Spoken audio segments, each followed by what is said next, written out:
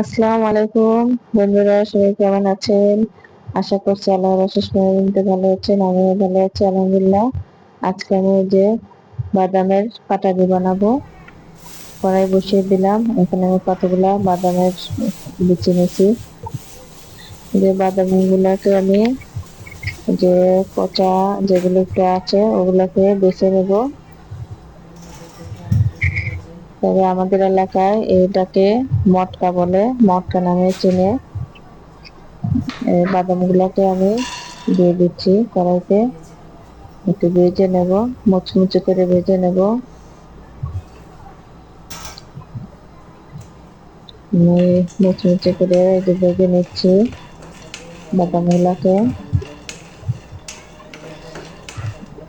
একদম মুচমুচে করে ভেজে নিয়েছি।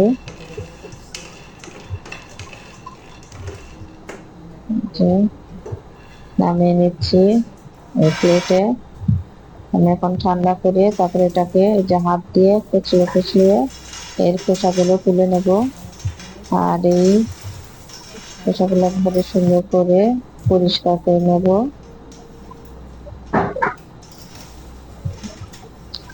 দেখেন আমি হাত দিয়ে বাদামের খোসাগুলোকে একদম এমন ভাবে চাপ দিয়ে দিয়ে করছি যাতে বাদামের খোসাগুলো পরিষ্কার হয়ে যায় এবং বাদামের কোয়াগুলো দুই ভাগে ভাগ হয়ে যায়। আর এখানে আমি নিচ্ছি 4-5 চামচ চিনি নেব। আমি যে গুনে গুনে দেখেন চিনি গুলা দিয়ে দিচ্ছি। 2 চামচ, 3 চামচ, 4 চামচ। দেখেন আমি এখানে আরো একটু চিনি দিয়ে দেবো। মোট 5 চামচ দিয়ে চিনি দিয়ে দিলাম। চিনিটাকে এখানে ক্যারামেল করে নেওয়া যাবে, আমি ক্যারামেল করব না, এটাকে একটু সাদায় রাখবো। তারপরে পানি দিয়ে দিচ্ছি। এখানে আমি যে চামচ দিয়ে চিনি নিছি ওই চামচ দিয়েই আমি ওই যে 3 চামচ পানি নিয়ে নিলাম। এটাকে ভালো করে জাল দিয়ে নেব চিনিটাকে। চিনি থেকে ফেনা উঠছে, চিনি রিয়াক্টার হলেই আমি এখানে একটু চুলার আগুনটাকে একটু লো হিটে রেখে যে আমি আর একটু নেড়ে চেড়ে বাদামের কোয়াগুলোকে এই ইসের মধ্যে চিনির মধ্যে দিয়ে দেব। এই যে আমি দিয়ে দিলাম বাদামগুলোকে। এখন আমি বাদাম আর চিনিটাকে সুন্দর করে অনবরত যে নেড়ে নেব। এটার সঙ্গে একদম মিশিয়ে নিচ্ছি চিনির সঙ্গে। এখানে বাদামগুলো কিন্তু মুচমুচে আছে, আপনারা দেখতে থাকেন।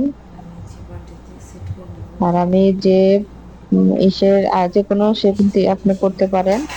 আমি যে একটা ডিশ নেব, সেই ডিশের মধ্যে আমি এটাকে নামিয়ে নেব।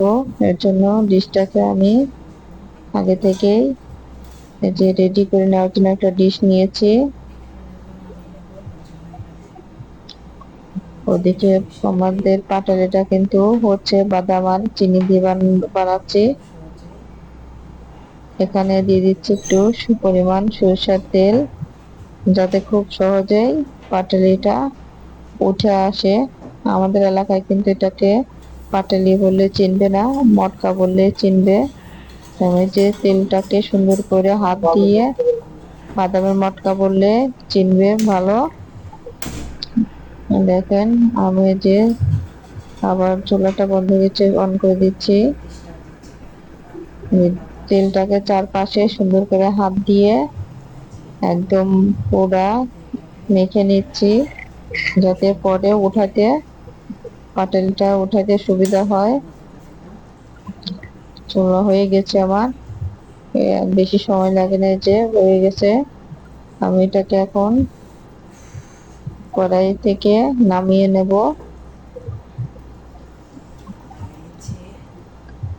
নামিয়ে নিচ্ছি। দেখেন একটু সেটাকে আমি চামচ দিয়ে চামচের সাহায্যে নামিয়ে নিচ্ছি। দেখেন ঠান্ডা এই হওয়ার যে পরে ঠান্ডা হওয়ার আমি পরে নিয়ে নিয়েছি আমি ওটাকে বাদামের তুলে নিয়েছি। দেখেন পাউডার কতটা এলাকা সুন্দর করে হয়েছে মটকা, বাদামের দেখতে, মটকা। অনেকটাই দেখেন সুন্দর এই যে হয়েছে, কতটা সুন্দর হয়েছে। একদম মুচমুচে আমি একটা কিন্তু স্টিলের খেতেও দুর্দান্ত স্বাদ। ছোট্ট একটা ডিশের মধ্যে নামিয়ে নিয়েছিলাম, একদম আপনাদের দেখেন, দেখিয়েছি। আর আপনাদের দেখেন একদম কাছে থেকে কতটা দেখিয়ে সুন্দর দিচ্ছি হয়েছে, একদম কতটা সুন্দর হয়েছে। কতটা সুন্দর হয়ে উঠে আসছে। এই পাটালি বা মটকাটা, বাদামের মটকা, এই যে পুরোটাই দেখেন কতটা সুন্দর দেখেন লাগছে। এপাশ এপাশে উপর করে শুধু দিচ্ছি বাদাম, কতটা সুন্দর এই যে হয়েছে। একদম সুন্দর আমার হয়ে এই গেছে। বাদামের মটকা বা আমার পাটালি এই রেসিপিটা যদি মুনাক্কা বা আপনাদের মটকা কাছে বানানোর রেসিপিটা একটু যদি ভালো লেগে থাকে, আপনাদের কাছে তাহলে একটু আমার ভালো লেগে থাকে, তাহলে অবশ্যই আমার পাবনা পাবনা রান্নাঘর রান্নাঘর ইউটিউব ইউটিউব চ্যানেলটিকে লাইক, চ্যানেলটিকে কমেন্ট এবং সাবস্ক্রাইব লাইক, করবেন। কমেন্ট এবং আর সাবস্ক্রাইব একটা করে বিশেষ পাশে অনুরোধ, থাকবেন। আর একটা স্কিপ বিশেষ না করে অনুরোধ, সম্পূর্ণটা স্কিপ না করে সম্পূর্ণ ভিডিওটি রেসিপিটা দেখবেন। দেখে নেবেন।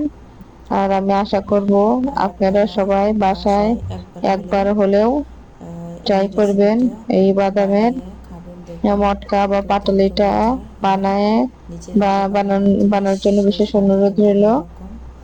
আজ এখানে রাখছি, আবার দেখা হবে আজ এখানে রাখছি। নতুন